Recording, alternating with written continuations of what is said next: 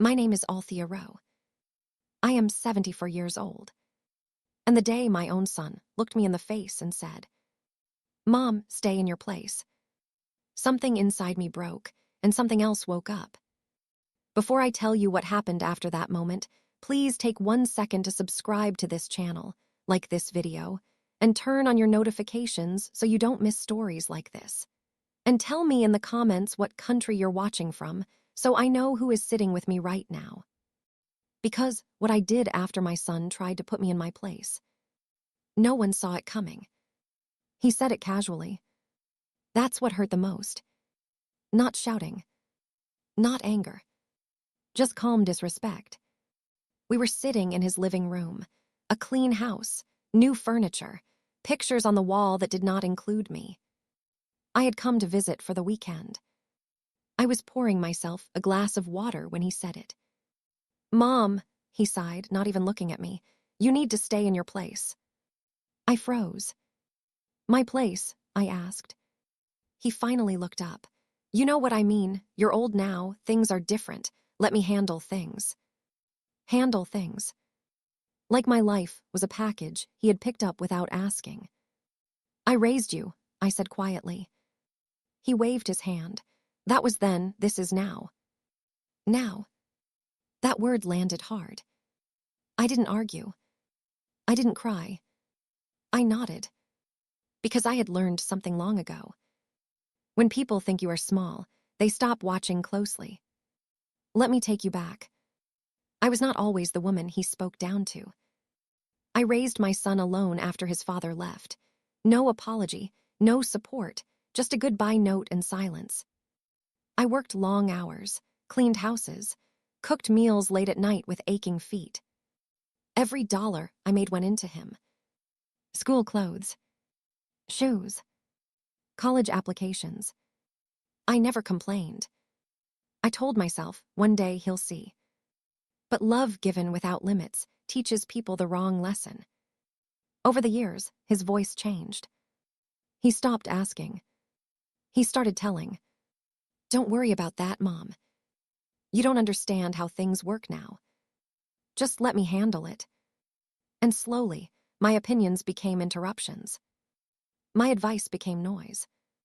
My presence became a favor. That night at his house, after he told me to stay in my place, I went to the guest room quietly. I sat on the edge of the bed and stared at my hands. Old hands. Hands that held him when he was sick. Hands that worked so his could stay clean. I asked myself a question that scared me. When did my place become nowhere? The next morning, he handed me a list. Not a conversation. A list. "These are things you shouldn't worry about anymore," he said. "Bills, appointments, decisions."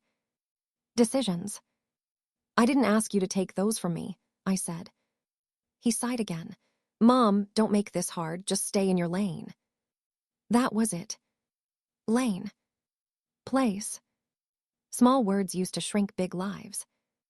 I looked at him and smiled softly. "Okay," I said. And in that moment, he thought he had won. What he didn't know was that while he was busy deciding my place, I was already creating my own.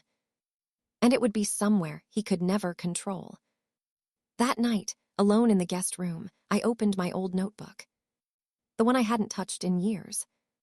And I wrote one sentence that changed everything. "I am not done." I closed the notebook. Because the next move would shock him.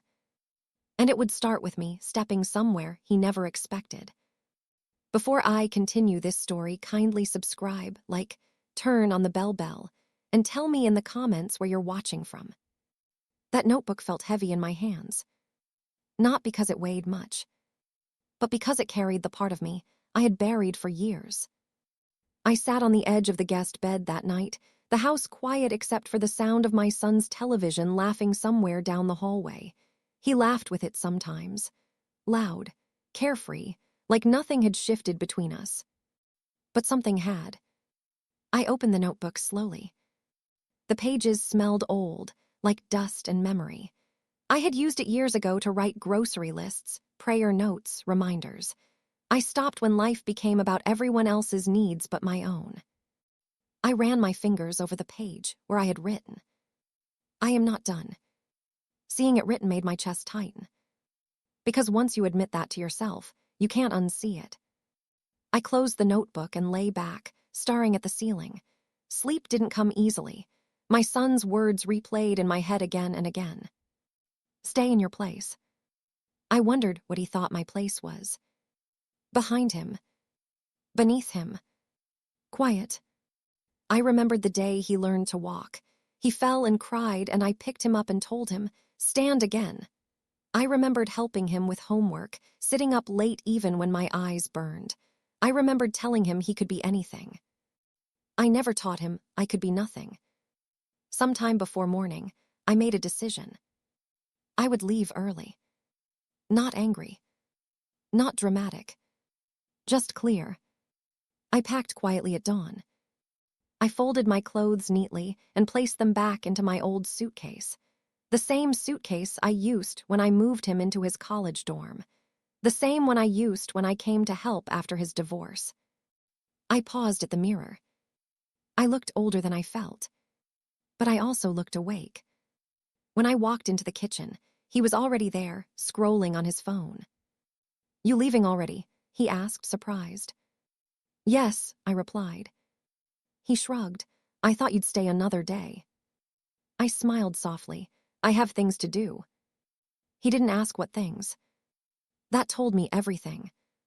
When I got home, my small house felt different. Not lonely. Waiting. I set my suitcase down and walked slowly through each room. The couch where I rested after long shifts. The kitchen table where I paid bills. The window where I watched seasons change. This was my place. And I had almost forgotten it. I made myself tea and sat down with the notebook again. This time, I wrote more. I wrote about the years I shrank myself so my son could feel tall. The moments I stayed silent because peace felt easier than truth. The way I smiled through disrespect because I didn't want to lose him. I wrote until my hand ached. Then I wrote one more line. "If I stay where he put me, I will disappear." That scared me, because it felt true. A few days passed quietly. No calls from my son. That used to hurt. This time, it felt like space. On the fourth day, my neighbor stopped by. "You look different," she said. "I feel different," I replied. She smiled. "Good different." "I think so," I said. That afternoon, I walked to the community center down the street. I hadn't been there in years. Inside, women my age sat talking, laughing, planning events. One of them looked up. "Althea," she said. "Yes," I replied, surprised.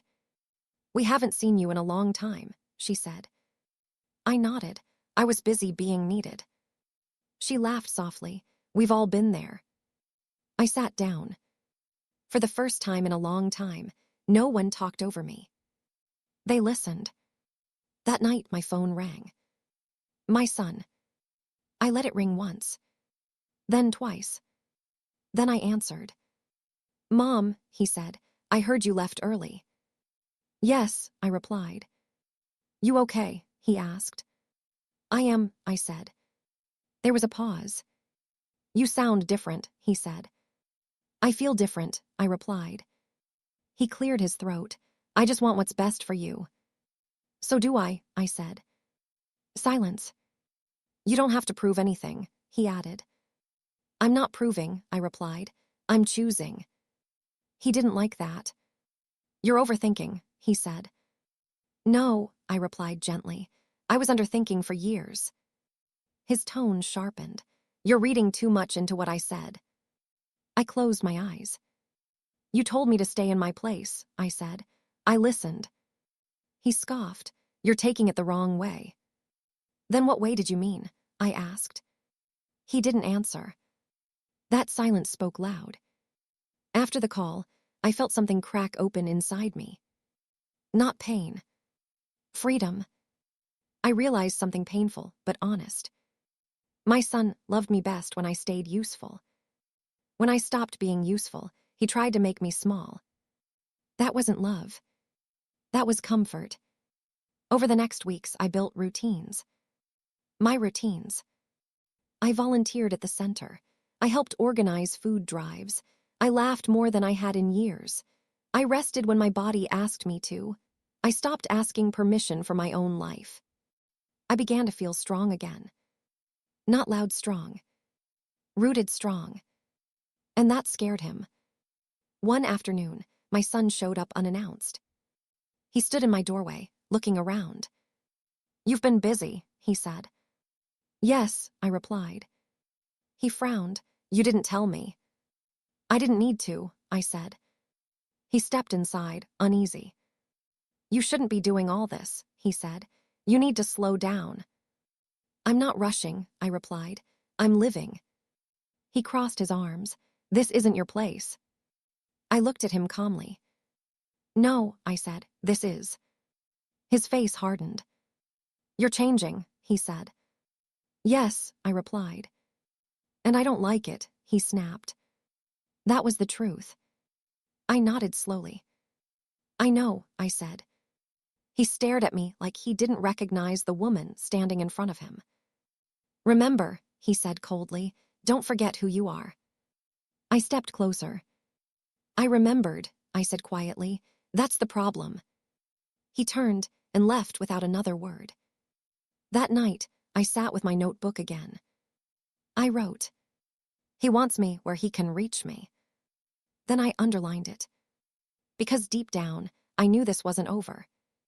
People who lose control don't walk away quietly. And the place I was building for myself was going to test how far he was willing to go to pull me back. Before I continue this story, kindly subscribe, like, turn on the bell, and tell me in the comments where you're watching from. The days after my son walked out of my house felt strange. Not quiet. Clear. I woke up early each morning, not because someone needed me, but because my body wanted light. I opened the curtains and let the sun touch the floor. I made breakfast and sat down to eat it, not standing at the counter like I used to. I listened to the radio while I washed dishes. Small things, ordinary things. But every small thing felt like a choice. And every choice felt new. At the community center, the women started expecting me. They waved when I walked in. They asked my opinion. They let me finish my sentences. I found myself laughing out loud, surprised by the sound of it. One afternoon, a woman named Bernice leaned over and said, "You've got a steady spirit." I smiled. "I'm just learning how to use it again." She nodded like she understood. That night when I got home, my phone buzzed. A message from my son. "You've been spending a lot of time over there." No hello. No how are you? I stared at the screen for a moment, then typed back. Yes. 3 dots appeared, then disappeared, then appeared again. "You don't need to be out all the time." I felt something tighten in my chest, not fear but recognition. I typed slowly. "I do now." The dots stopped. No reply. I set the phone down and went back to my tea. The next weekend, my son came again. This time, he brought someone with him. His girlfriend. I hadn't met her before. She smiled politely when I opened the door. He stood behind her, arms crossed, watching me like I was on trial. "Mom," he said, "this is Dana." "Hello, Dana," I replied warmly. "Come in." She stepped inside and looked around. I saw her eyes move, taking in my small living room, the photos on the wall, the bookshelf by the window. I wondered what he had told her about me. We sat down. He didn't waste time. "Dana thinks you should slow down," he said. I blinked. "Dana." She looked uncomfortable. "I mean, he told me you've been very active lately." Active? That word again. "I've been alive," I said gently. My son sighed. "See, this is what I mean. You're taking everything personal." I leaned back in my chair. "You brought someone here to tell me how to live." Dana shifted in her seat. "I don't mean any disrespect." "I know," I said, "but this conversation isn't yours." She looked at my son. He frowned. You're being defensive. No, I replied calmly. I'm being clear. He turned to Dana. This is what I deal with. That sentence hit me harder than I expected. Deal with. Like I was a problem. I stood up slowly. You came into my home, I said, to explain my place to me again. That's not, he started. I told you, I continued. I'm creating my own. He stood too. You're embarrassing me. I met his eyes. You embarrassed yourself the moment you tried to shrink me in front of someone else. Dana stood quickly. Maybe we should go. He looked at her, then back at me. This isn't over, he said. I know, I replied. They left. Dana didn't look back. That night, I sat alone longer than usual. I replayed the visit in my mind, not to punish myself, but to understand. He had brought her to witness me being corrected, to put me back in line. That meant something deeper than disrespect. It meant fear. He was afraid of who I was becoming. And people who are afraid don't just push once. They push harder. A few days later, I got a call from my sister. Your son called me, she said. I closed my eyes. What did he say? He's worried, she replied. He thinks you're losing your way. Losing my way. I laughed softly. I found it. She sighed. You know how he is. Yes, I said, and now I know how I am. She hesitated. He said you're getting ideas from people. People. As if independence was contagious. I'm getting ideas from myself, I said. She didn't answer. That silence told me she was uncomfortable. When people benefit from your silence, your voice feels like rebellion.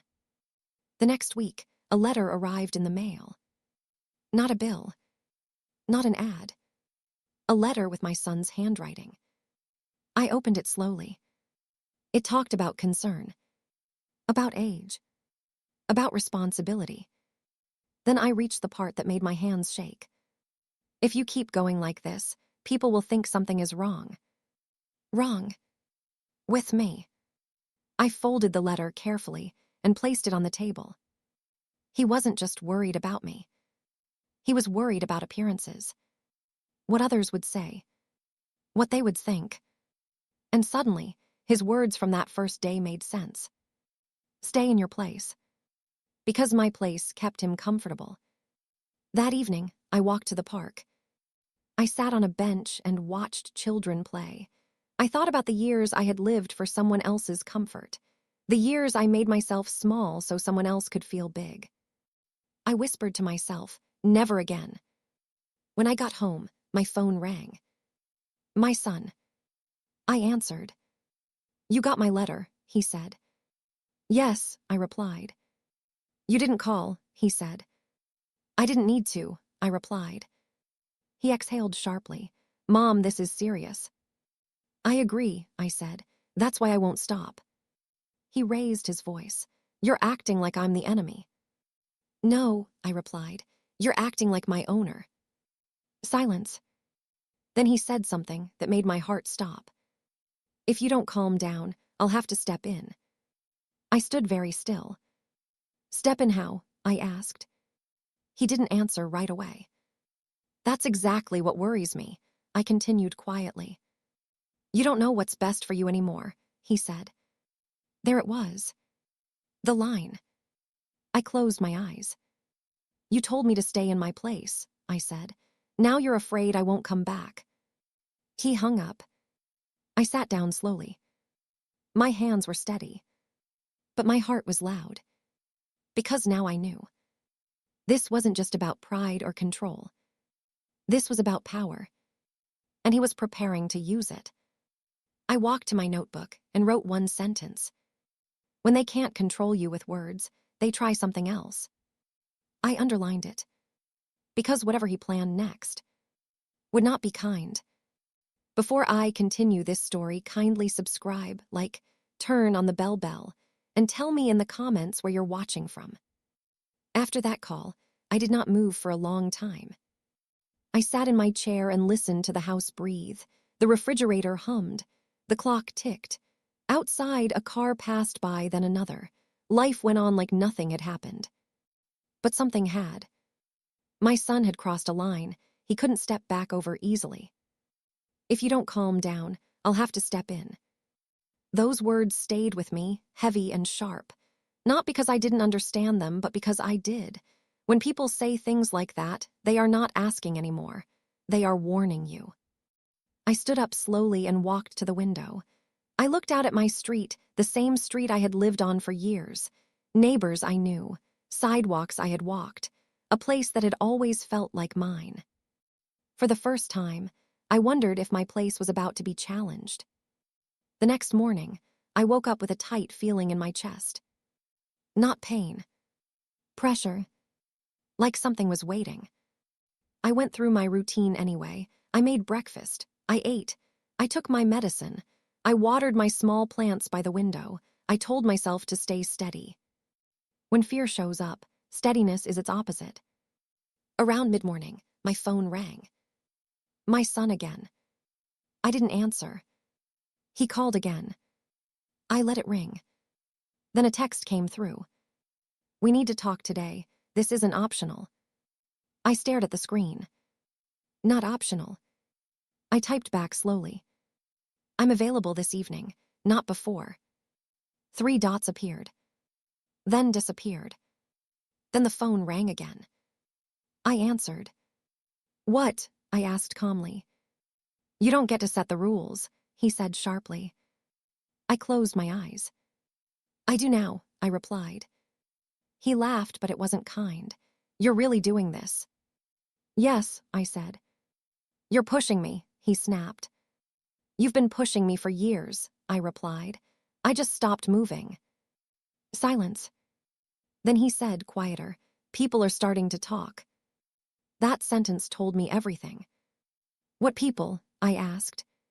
Family, friends, he replied. They're asking questions. About what? I asked. About you, he said. I felt a cold settle in my stomach. And what are you telling them? I asked. That you've been acting strange, he said. Strain. I smiled sadly. Because I stopped obeying, I asked. That's not what this is, he replied. Then what is it? I asked. He didn't answer. We'll come by later, he said. We need to straighten this out. We. He didn't say who we were. The line went dead. I sat there holding the phone. My hands were calm. My heart was not. He was building a story. And stories are powerful. They move faster than truth. I walked to my notebook and opened it. I wrote down his exact words. People are starting to talk. Then I wrote another line beneath it. When they lose control of you, they try to control the story. That afternoon, I went to the community center anyway. I refused to hide. Bernice looked up when I walked in. You all right, Althea? Yes, I said, I am. She studied me for a moment. You look like someone who's standing her ground. I smiled. That's exactly how I feel. We sat and talked, about ordinary things, about nothing, about everything. For an hour, I felt normal, seen. When I left, I noticed a car parked across the street from my house when I got home. My son's car. And another one. I took a deep breath. This was it. They were already inside. My son stood near the window. A man I didn't recognize sat on the couch. He wore a calm expression and held a folder on his lap. I stopped in the doorway. Mom, my son said, this is Mr. Calloway. The man stood and smiled. Nice to meet you. I did not shake his hand. Who is he? I asked. He helps families work through transitions, my son said quickly. That word again. Transitions. I looked at the man. I didn't ask for help. He nodded politely. Your son is concerned. I'm standing right here, I said. You can speak to me. He smiled again, too smooth. Of course. I walked into the room and sat down. Let be clear, I said calmly. I am not confused, I am not lost, and I am not broken. My son shifted uncomfortably. Mr. Calloway opened his folder. We just want to talk about options. What options? I asked. Support, he replied. Structure. Control. And what if I say no? I asked. He glanced at my son. My son cleared his throat. Mom, you're being difficult. There it was again. I am being direct, I replied. Mr. Calloway leaned forward slightly. Sometimes, when people don't realize what's best for them. I raised my hand. No, I said firmly. Do not finish that sentence. The room went silent. You don't get to decide what I realize, I continued. And you don't get to sit in my house and speak about me like I'm not here. My son stood up. See, this is what I mean. I turned to him. You brought a stranger into my home to explain my place to me, I said. That tells me everything I need to know. This is for your own good, he snapped. For whose good? I asked quietly. He opened his mouth. Closed it. Mr. Calloway stood. Perhaps this isn't the right time. No, I replied. It is. They left soon after. But the damage stayed. That night, I locked my doors carefully. Not because I was afraid of strangers, but because I understood my son better than I ever had. He was not trying to hurt me. He was trying to reclaim control. And people who feel control, slipping, don't always stop when you say no. I sat at my table and wrote one more line in my notebook. This is no longer about my place. It's about my freedom. I closed the notebook because the next move wouldn't be quiet. And I knew deep down, he wasn't finished trying to put me back where he thought I belonged. Before I continue this story, kindly subscribe, like, turn on the bell, and tell me in the comments where you're watching from. I did not sleep much that night. Every sound felt louder than it should have been. The ticking clock, the wind brushing the window. Even my own breathing sounded like it was asking a question I wasn't ready to answer yet. I kept seeing my son standing in my living room, speaking about me like I wasn't there. The way he introduced that man, the way he used words like difficult and concern as if they explained everything. They didn't. They only explained how far he was willing to go. I lay in bed and thought about all the times I had said yes when my heart wanted to say no. All the times I stayed quiet to keep peace. All the times I told myself, he doesn't mean it that way. That night, I finally let myself admit the truth. Intentions don't erase patterns. And patterns tell the real story. The next morning, I woke up tired but clear. Clear in a way that doesn't come from rest, but from knowing. I made my breakfast slowly and ate it at the table. I didn't rush. I didn't check my phone. I let the quiet sit with me. Then I did something I hadn't done in years. I called my doctor. Not to complain. Not to apologize. Just to schedule a full checkup. When I hung up, I felt stronger already. Because independence begins with small choices. Later that day, my phone rang. My son again. I answered. Mom, he said quickly, you embarrassed me last night. I closed my eyes. You embarrassed yourself, I replied calmly. He scoffed. That man was trying to help. He was trying to speak for me, I said. You don't see how this looks, he snapped. There it is again, I replied. Looks. He paused. You're making people uncomfortable, he said. Good, I replied. Discomfort is what happens when truth shows up. He raised his voice. You're turning this into something it's not. No, I said. You are. Silence. You don't trust me anymore, he said finally. I trust myself now, I replied. That hurt him. I could hear it. You're pushing me away, he said. No, I replied. I'm stepping out of your shadow. He hung up. That afternoon, my sister came by. She didn't knock loudly, just a soft tap. I let her in. She looked worried. He called me, she said. I know, I replied. He's scared, she added. So am I said. But fear doesn't give him the right to take over my life. She sighed. You know how this looks. I looked at her carefully. Why does everyone keep saying that? I asked. Looks to who? She hesitated.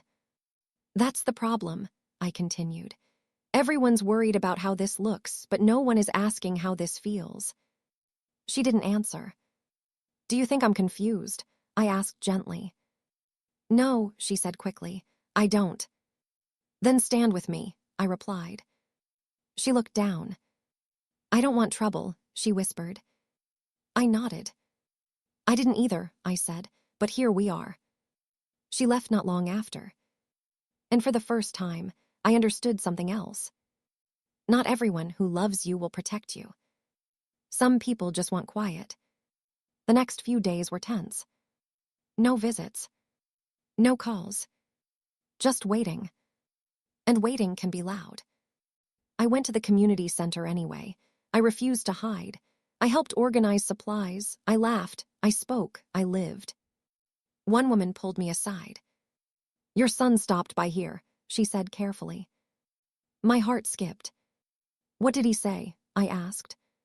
That he was worried about you, she replied. That you might need help. Help? I smiled politely. And what did you say? I asked. She smiled back. I said you seemed strong and clear to me. I almost cried. That evening, when I got home, there was an envelope taped to my door. No stamp. Hand-delivered. My son's handwriting. Inside was a list. Appointments. Names. Plans. Things arranged without me. At the bottom, one sentence stood out. We're doing this for your own good. I sat down slowly. This was no longer misunderstanding. This was momentum. And momentum is dangerous when it's built on fear. I opened my notebook again. I wrote, he believes he knows my place better than I do. Then I wrote another line. I will not go quietly. I didn't know exactly what the next step would be yet.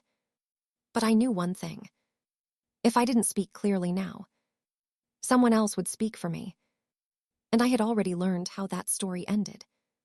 I folded the paper he left and placed it in the drawer. Not to forget it. To remember it. Because the next move would not be small. And when it came, it would force me to choose between keeping the peace or keeping myself. Before I continue this story, kindly subscribe, like, turn on the bell, and tell me in the comments where you're watching from. The envelope stayed in my drawer for 3 days. I did not touch it. Not because I was afraid of it, but because I needed to be steady before I opened it again. When people move fast around you, the most powerful thing you can do is slow down. On the 4th morning, I took it out. I sat at the kitchen table where I drank my tea every morning and laid the papers flat. I read every word carefully this time. Appointments I did not agree to. Names of people I did not know. Dates that assumed my presence without asking. My life, written in someone else's handwriting. At the bottom, that sentence again. We're doing this for your own good. I whispered out loud, who decides what good looks like? The room did not answer. But something inside me did. That afternoon, I went back to the community center. I needed to be around people who saw me as a whole person, not a problem to be solved. The room was lively. Voices overlapped. Chairs scraped the floor. Someone laughed loud and free. Bernice waved me over. You all right? She asked. I nodded. I'm learning. She smiled. That's a good place to be. I helped set up tables. I poured water. I listened to stories. For a moment, the pressure lifted. Then I saw him. My son stood in the doorway. Watching. Not smiling. Not waving. Just watching me like I was somewhere I wasn't supposed to be. My chest tightened. He walked in slowly. People noticed. Conversations softened. Heads turned. He stopped in front of me. We need to talk, he said. I nodded calmly. We can talk outside. His jaw tightened. We stepped into the hallway. What are you doing? He asked. Living, I replied. You don't belong here, he said quietly. That word again. Belong. I belong wherever I choose to be, I said. You're making this harder, he snapped. No, I replied. You are. He looked around, lowering his voice. People are asking questions. Good, I said. That means they're paying attention. You're embarrassing me, he hissed. I looked at him carefully. You embarrassed yourself the moment you tried to put me back in a box, I replied. His face hardened. You don't understand what you're risking, he said. I leaned closer. And you don't understand what I already lost by staying quiet. He stepped back like my words hit him. This is your last warning, he said. I stared at him. About what? I asked. He didn't answer. He turned and walked away. People slowly returned to their conversations. But my hands were shaking now. Not from fear. From clarity. That night, I locked my doors earlier than usual. I sat in my chair and stared at the walls, thinking about the man I raised. The boy who once clung to my leg afraid of the dark. The young man who now believed he could decide my place. I asked myself a question that hurt more than I expected. When did love turn into ownership? I didn't have an answer yet. The next morning, my phone rang early. Too early. An unfamiliar number. I answered. Mrs. Rowe, a woman asked. Yes, I replied. This is Angela from Family Support Services. We received a referral expressing concern about your well-being. My heart sank. Who referred me? I asked calmly. There are privacy limits, she replied, but a close family member. Of course. I did not request support, I said. We understand, she replied, but sometimes families reach out when they feel someone may not be making safe choices. Safe choices. I closed my eyes. I am safe, I said, and capable. She hesitated. Would you be open to a home visit? No, I replied. Silence on the line. I'm documenting your response, she said. Please do, I replied, and document that I am refusing. She cleared her throat. We may still need to follow up. I understand, I said. When the call ended, I sat very still. He had done it. He had taken it outside the family. That meant he was serious. That afternoon, my sister called again. You should have told me, she said. Told you what? I asked. That he was this far gone, she replied. I tried, I said quietly. She sighed. He thinks he's protecting you. I know, I replied, but he's protecting his control. She didn't argue this time. That scared me more than disagreement. The next day, two things happened. First, my son came by unannounced. Second, he wasn't alone. He brought paperwork. He sat down without asking. This has gone too far, he said. Yes, I replied, it has. You're not thinking clearly, he said again. I stood up slowly. I am thinking clearer than I ever have, I said. He slid the papers toward me. We need you to sign these, he said. I looked down. I did not touch them. What are they? I asked. Just forms, he replied. Temporary. Temporary always means permanent later. I'm not signing anything, I said. You don't have a choice, he snapped.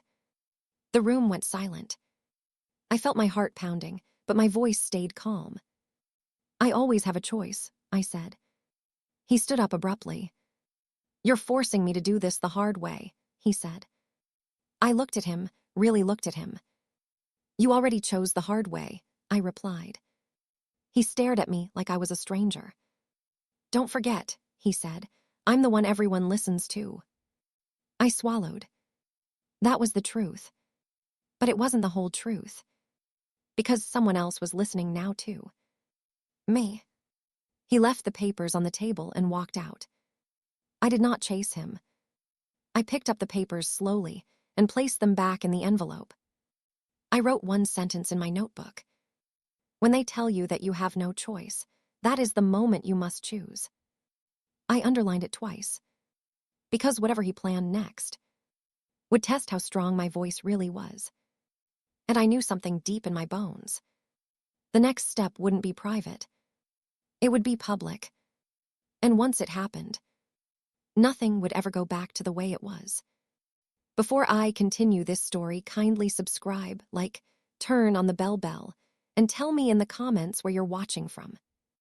I did not touch the papers for a long time. They sat on my table like they belonged there, like they had always been waiting for me. White pages, clean print, my son's neat handwriting in the margins, everything organized, labeled, decided. Except me. I stood over the table and looked at them, not with fear, but with sadness. Not because of what they were asking me to sign, but because of what they meant. My son had already moved on without my consent. He was not asking for my agreement. He was preparing for my absence. That night, I slept in my clothes. Not because I expected danger, but because something inside me knew rest would not come easy. I lay on my bed staring at the ceiling, listening to my own breathing, reminding myself again and again that I was still here. Still capable. Still thinking. Still mine. Sometime before dawn, I got up and made tea. The sky outside was still dark, but I felt wide awake. Fear had passed. What was left was resolve. I sat at the table again and read the papers carefully. Words like temporary, support, best interest appeared again and again. But nowhere did I see my voice. Nowhere did I see my choice. That told me everything. I folded the papers neatly and placed them back into the envelope. I did not tear them. I did not throw them away. I needed them intact. Evidence matters when stories start moving faster than truth. By mid-morning, my phone began buzzing. Messages. Calls. Voicemails. My son. My sister. A cousin I hadn't spoken to in years. The story had started spreading. I didn't answer any of them. Not because I was hiding, but because I needed to decide how I would speak when I did. When people try to take your voice, silence is sometimes preparation. That afternoon, I went to the community center again. I needed to be seen. Bernice noticed immediately.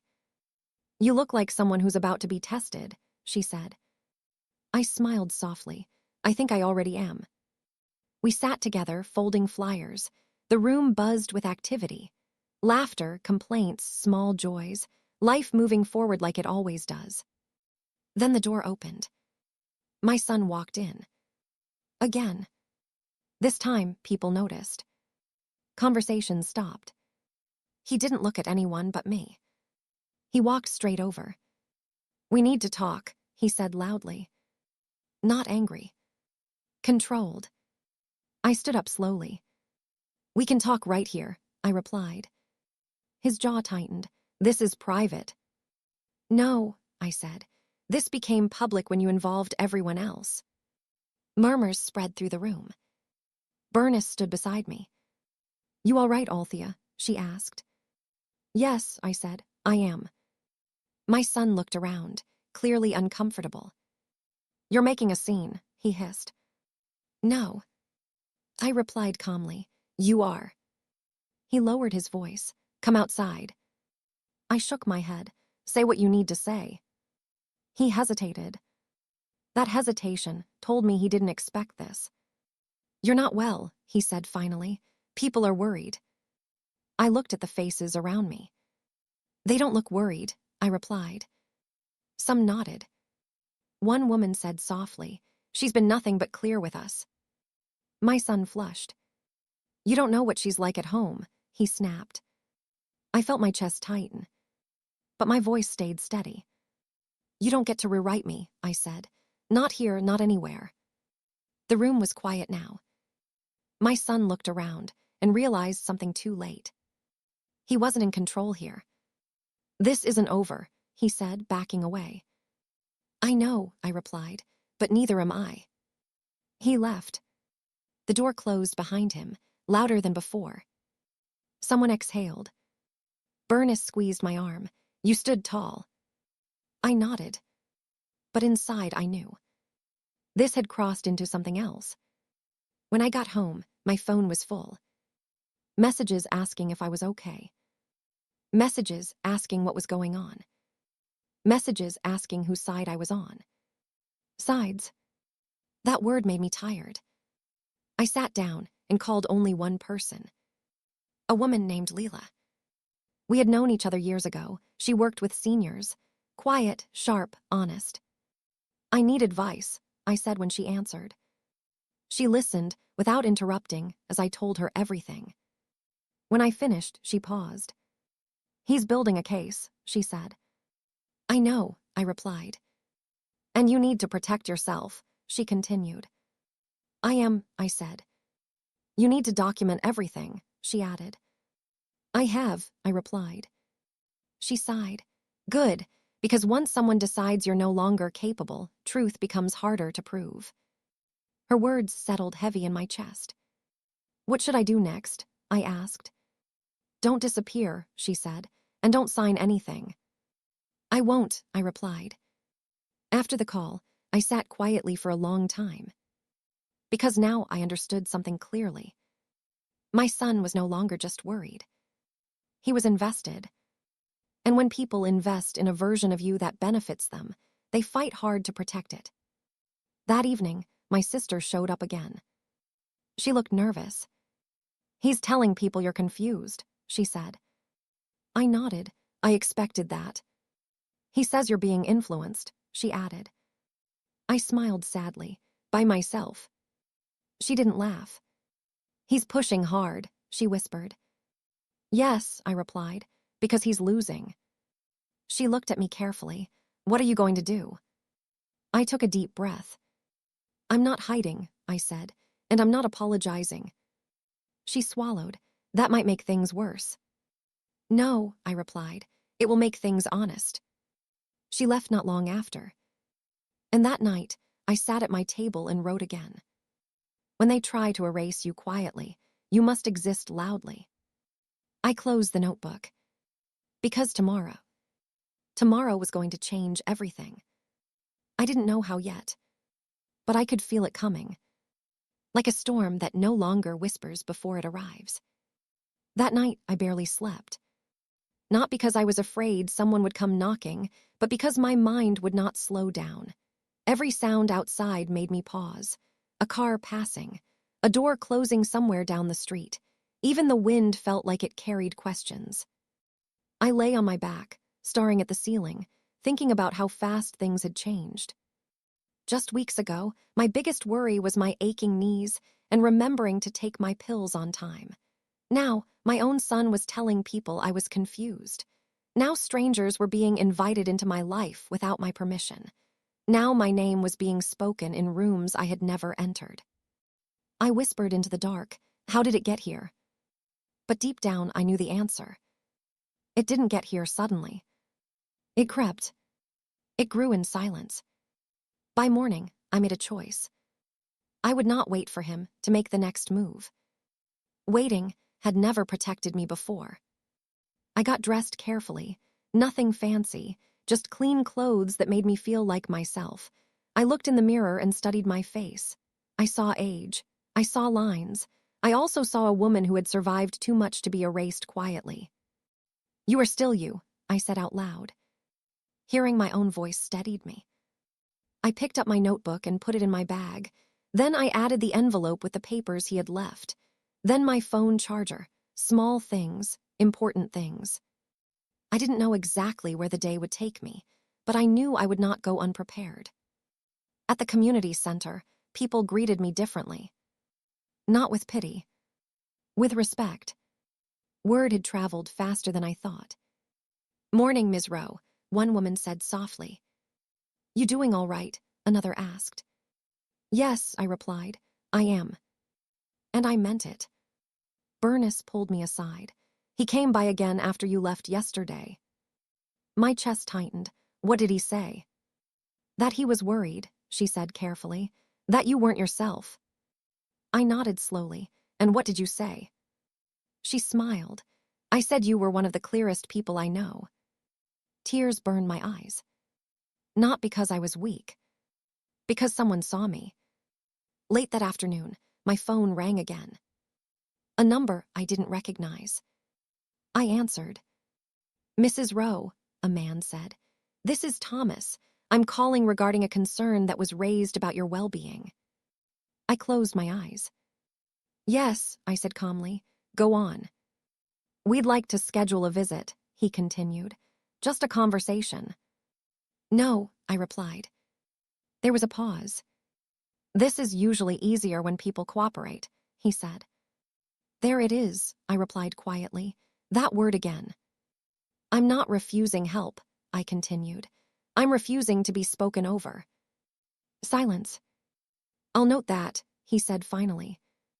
Please do, I replied. And note that I am alert, capable, and speaking clearly for myself. The line went dead.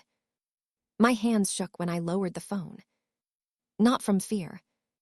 From anger. Because I could feel it now. The pressure. The tightening. When systems start moving, they don't care about feelings. They care about speed. And my son had started something he could not fully control. That evening, he came again. No warning. No knock. He walked in like he owned the space. We need to end this, he said. Yes, I replied. We do. He paced the room. You're making me look bad. I watched him carefully. Not as my son. As a man who was losing something. You did that yourself, I said. You don't understand how serious this is, he snapped. I understand completely, I replied. You told people I was well, now they're listening.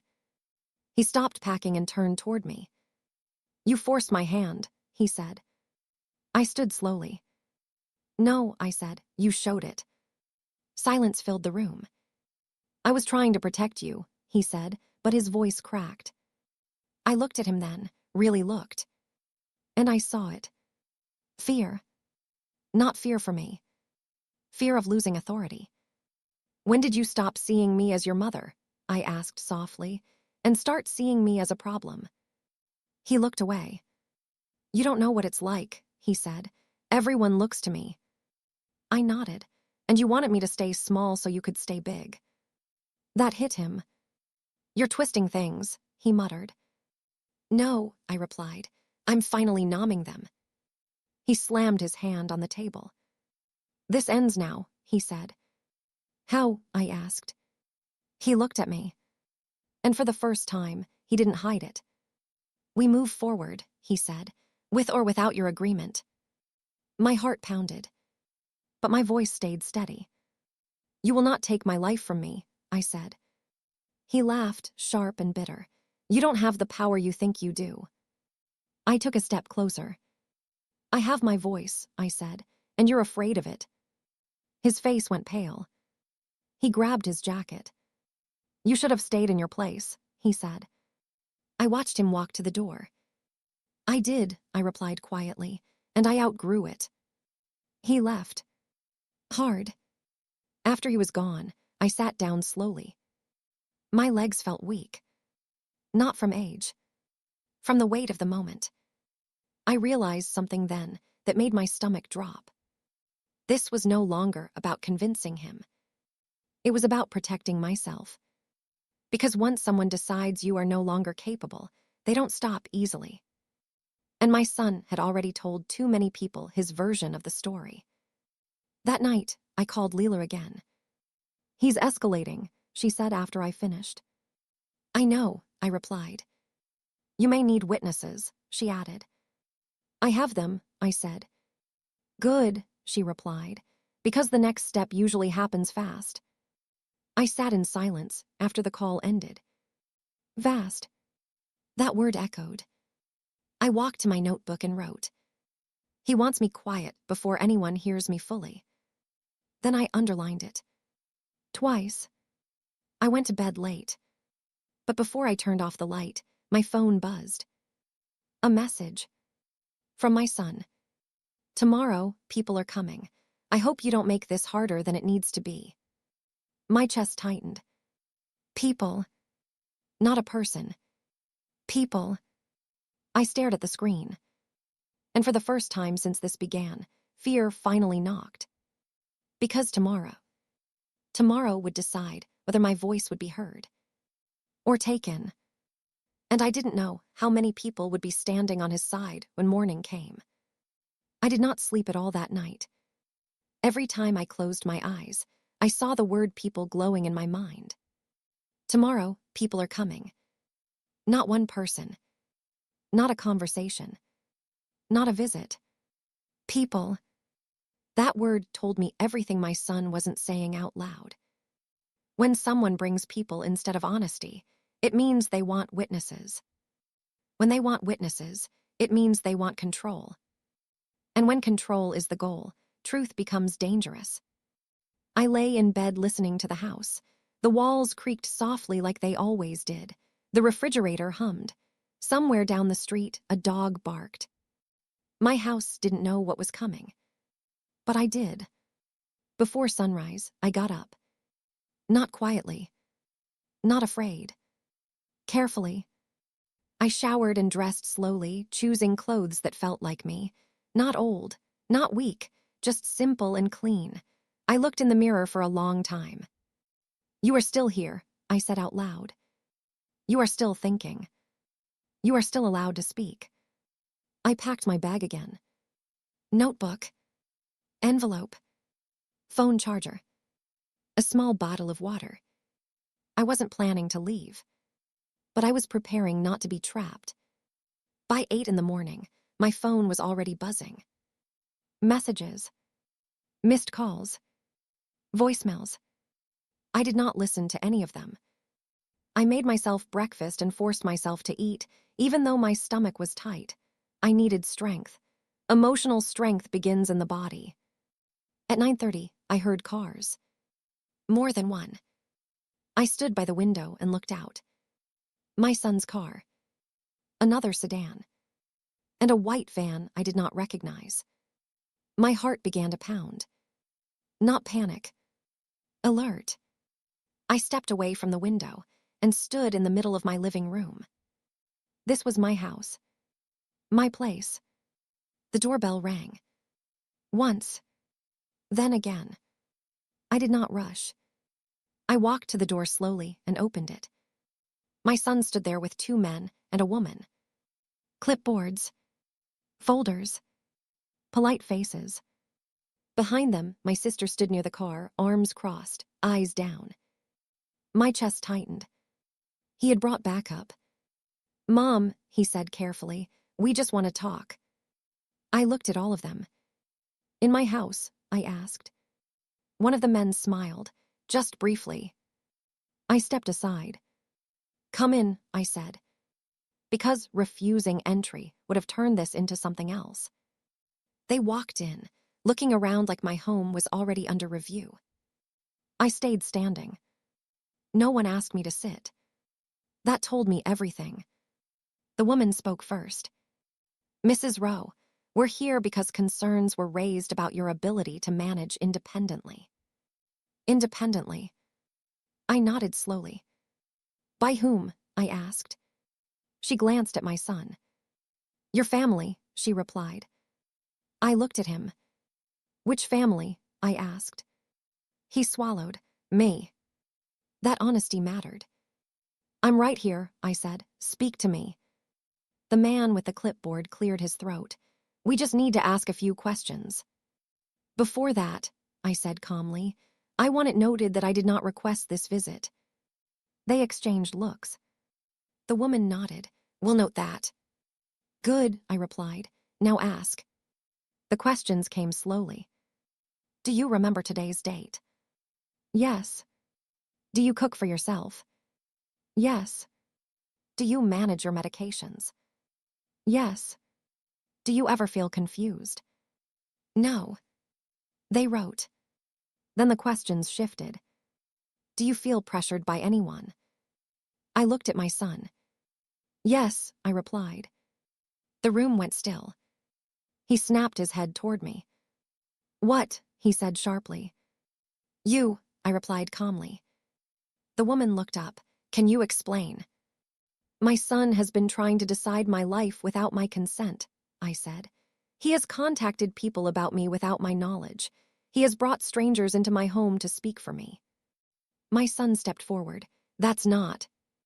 I raised my hand. No, I said. You've had weeks to speak. Now it's my turn. Silence. The man with the clipboard paused his writing. I am not confused, I continued. I am disagreeing. There is a difference. The woman nodded slowly. Have you felt threatened? She asked. I took a breath. Yes, I said. My son's face changed. When? He demanded. When you said you step in if I didn't calm down, I replied. When you told me people were talking, when you brought this here instead of speaking to me. My sister shifted uncomfortably. The room felt heavy. The questions continued, but now the tone had changed. Not suspicious. Curious. Mrs. Rowe, the woman said gently, you seem very clear. I am, I replied. And you understand why we're here? She asked. Yes, I said, because someone decided my voice wasn't enough. She nodded. The man closed his folder. I don't see grounds for further action, he said. My son stiffened. What? He said. She's alert, oriented, and expressing herself clearly, the man replied. But, my son started. The woman turned to him. We've heard enough. I felt my knees weaken. Not from fear. From relief. They gathered their things. We'll be in touch if needed, the woman said to me. Thank you, I replied. They left. Just like that. The door closed. My son stood frozen. My sister wouldn't meet my eyes. For a long moment, no one spoke. Then my son exploded. You embarrassed me, he shouted. I felt my heart race, but my voice stayed calm. You embarrassed yourself, I replied. He paced. You turned them against me. No, I said. I told the truth. He stopped and stared at me. You planned this, he said. Yes, I replied. His eyes widened. I planned to speak, I continued, because I knew you wouldn't stop. He laughed bitterly. You think this is over? I looked at him steadily. No, I said, but I think it's changed. My sister finally spoke. You went too far, she said to him. He turned on her. You don't understand. She shook her head. I understand now. He looked back at me. You wanted this, he said. No, I replied. I survived this. He grabbed his jacket. You're going to regret this, he said. I felt something settle deep in my chest. Maybe, I said, but not for the reason you think. He left. Hard. My sister followed, glancing back once with tears in her eyes. When the house was quiet again, I sat down slowly. My legs trembled. My hands shook. Not from weakness. From release. I had stood. I had spoken. And the world did not end. But I also knew something else. My son had lost today. And people who lose power do not accept it quietly. I opened my notebook and wrote one last line for the night. He will try again. I closed the notebook. Because this was not the end. It was the moment before the final one. And whatever came next would decide whether my son accepted my place, or whether I would have to leave everything behind to protect it. I thought I would feel victory, relief, something loud. But when the door closed behind my son that day, all I felt was tired. Not weak tired. A deep, bone-heavy tired that comes when a long fight finally shows its shape. I sat alone in my living room for a long time, listening to my own breathing. The chairs were still where everyone had sat. The air felt thick with words that had finally been spoken. I looked around my house. My house. And I realized something important. I did not want revenge. I wanted peace. But peace does not come from silence. It comes from truth. That evening, I cooked for myself. Nothing fancy. Just soup and bread. I ate slowly, tasting each bite, letting my body calm down. I turned off my phone and left it in the bedroom. For the first time in weeks, I did not wait for it to ring. I went to bed early. And I slept. Really slept. No dreams. Just rest. The next morning, my phone was full. Messages. Voicemails. Missed calls. Family. Friends. People I hadn't spoken to in years. The story had spread. But not the one my son planned. People had questions now. And for the first time, they were asking me. I answered only a few messages. Short ones. I'm okay. I'm safe. I'm thinking clearly. That was all. I did not argue. I did not explain. I did not defend. I had learned something important. You don't owe explanations to people who never listened before. Later that afternoon, my sister came alone. No anger. No urgency. Just quiet. She sat down and looked at her hands. I didn't know, she said. I nodded. I didn't let myself know either. She sighed. He went too far. Yes, I replied. She looked up at me, and you stopped him. I shook my head gently. No, I said. I stopped disappearing. That made her cry. I should have spoken up, she whispered. Yes, I replied softly, but today you can. She nodded. And that mattered. 2 days later, my son sent one final message. Not angry. Not threatening. Just cold. I hope you're happy. I stared at it for a long time. Then I typed back one sentence. I'm finally at peace. He did not reply. And for the first time, I knew he wouldn't. Weeks passed. The pressure faded. The phone calls slowed. The whispers stopped. Because once the truth stands in the open long enough, lies grow tired. I kept going to the community center. I kept my routines. I kept my boundaries. People treated me differently now. Not fragile. Not confused. Whole. One afternoon, Bernice smiled at me and said, You know you're standing taller. I laughed softly. I stopped bending. My son did not come by again for a long time. And when he finally did, months later, he stood at my door differently. Not confident. Not controlling. Just quiet. I don't know where I fit now, he said. I looked at him gently. That's something you have to figure out, I replied. He nodded. I was afraid of losing control, he admitted. I know, I said. And I lost you, he added. I shook my head. No, I replied. You lost ownership. We stood there in silence.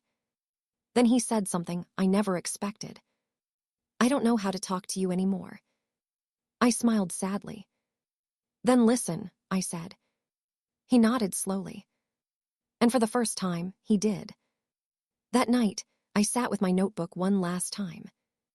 I turned back to the first page I had written weeks ago. I am not done. I smiled. Because it was true. But now, it meant something different. I wrote one final sentence beneath it. I created my own place, and it belongs to me. I closed the notebook. Not because the story was over, but because this chapter was complete. My son once told me to stay in my place. He thought my place was behind him. Beneath him. Quiet. But he was wrong. My place is where my voice is heard. Where my body is respected. Where my life is my own.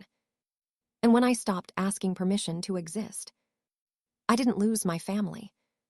I found myself. If you felt this story, subscribe for more real emotional stories like this. Like this video so more people can hear it. And tell me in the comments, where are you watching from? Because somewhere out there, another woman is being told to stay in her place. And she deserves to know she can create her own too.